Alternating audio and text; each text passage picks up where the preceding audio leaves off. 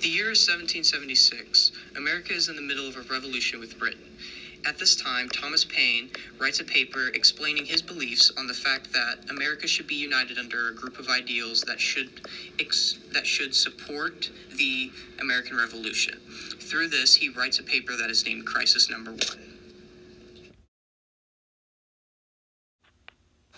At this time, the Continental Army had suffered a couple losses in British in New York. Many soldiers has deserted. Winter is coming and the morale is very low. Paine's work was read to Washington troops on December 23, 1776, just before they crossed the Delaware to engage the troops at the Battle of Trenton, the night of December 25. The speaker is Thomas Paine. He was an English-born American political activist. He authored the two most influential pamphlets at the start of the American Revolution and inspired the Patriots in 1776 to declare the independence. The audience was George Washington. He was an American political leader and military general, statesman, and the founding father who served as the first president of the United States from 1789 to 1797. Another audience was the American soldiers. The document was meant to regain hope within the American forces. The purpose of this document was to boost morale in the army and muster more troops for the army and to convert tourists to fight. This is explained when Paine says, "We, the colonists, are right to rebel." In Thomas Paine's Crisis Number 1, paragraph 6, it can best be summarized into two parts. Part number 1, the Patriots versus the Loyalists. He explains his stance on the revolution at best by saying, "I once felt all that kind of anger, which a man ought to feel against the mean principles that are held by Tories." He then goes on to explain his views on the cowardice of the Tories. He goes on to explain this by giving us a story that explains the cowardice by saying, "A noted one who kept at a tavern at Amboy was standing at his door with as a pretty child in his hand, about 8 or 9 years old, as ever I saw, and speaking his mind freely as he thought was prudent, finished with his unfatherly expression, 'Will give me peace in my day.'" Thomas Paine thought this was wrong due to the fact that man should fight for independence for his child, not for themselves. And finally, he expresses how people should act in the face of danger. This goes back to the point of which the Tories don't disagree with fighting for their time. The second half of Thomas Paine's paper on paragraph 6 of Crisis Number 1 explains that eventually everybody knows that America will break away from Britain. This is explained when Thomas Paine says, "Not a man lives on this continent, but fully believes that a separation must come at a time or finally take place. And a generous parent should have said, 'If there must be trouble, let it be in my day, that my child may have peace.'" This explains what we talked about before.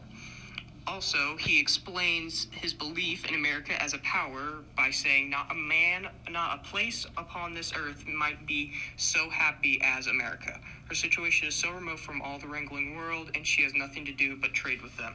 This explains he believes that America should be a power and should be separated from European affairs.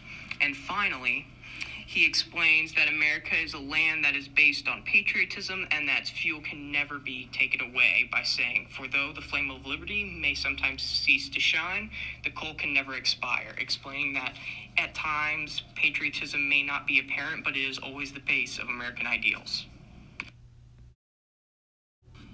This speech was very effective because it really boosted the morale of the troops, so they can win the Battle of Trenton. This speech also was used to make the citizens of America that were Tories think about their future and change signs to fight for the freedom of America. In order for Paine's document to make an impact, he had to load it with a lot of rhetorical strategy. Rhetorical strategy is necessary for an effective writing. Paine begins by comparing the Tories and the Whigs. He starts with the Tories. He says that the Tories are cowardice, self-interested, and can never be brave.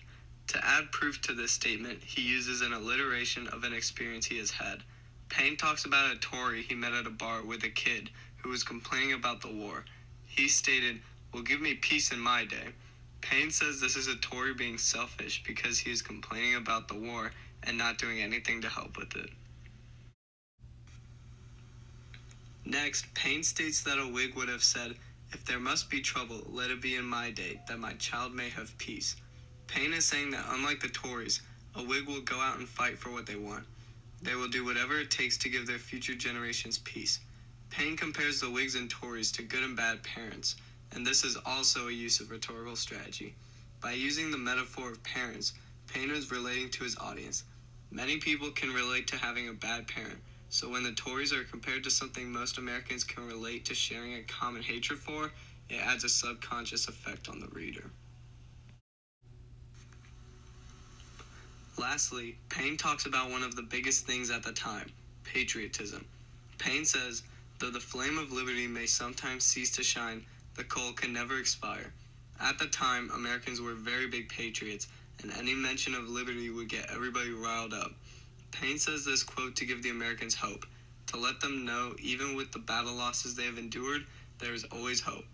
This quote also makes the audience infer who ceases the flame to shine, in which this case is the British. This invokes even more anger and hatred for their enemy.